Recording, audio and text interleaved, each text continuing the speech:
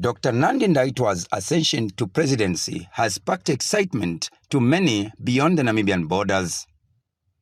In South Africa, women movements are elated with this new development. Positive and creation energies, I am because you are. I am Nicoline Lungiswatrom from Umtu Ngabantu Foundation based in South Africa, a proud student of the organic African paradigm. Watinta bafazi, watinti mbokodo. Thank you, Namibia. Thank you for what you've done for the continent. I am because you are. That's what you had shown us. What you have done, it's not only for Namibia, but for the continent. You had actually tapped into the 5 truths of Africa and awoken the sleeping giant throughout the continent. We are guided by those 5 truths. Honor thy creator, which is the first truth.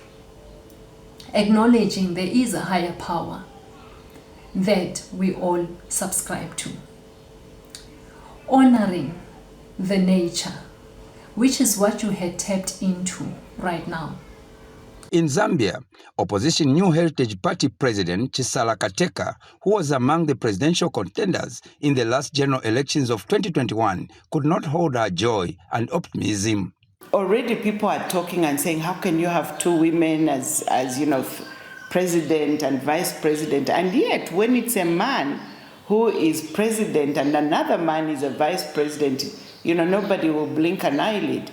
But having said that, as I said before, women go in there to get the work done, and I'm very, very sure, even though Namibia has been doing well, you are going to see a quantum leap in the achievements that Namibia is going to attain because of the nature of women, because they like to do what needs to be done. And so, we wish Madam Ndaitwah all the very best, herself and the cabinet. She's not the only one in this part of the continent. Her counterpart, Sabo Imboela of National Democratic Congress, equally shares similar views. So Namibia has been that great and shining example that we've continued to use as Zambia and as Africa. So finally, seeing the woman president, the vice president, and the cabinet, it just brings so much joy to all of us and shows you that indeed we are ready as Africa to do such.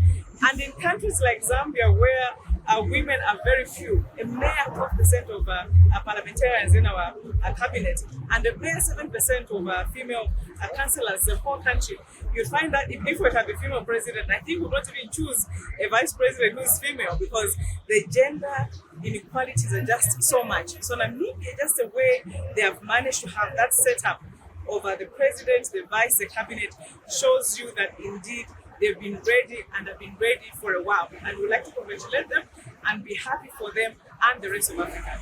Wamundila Chilinda, NBC News, in Lusaka, Zambia.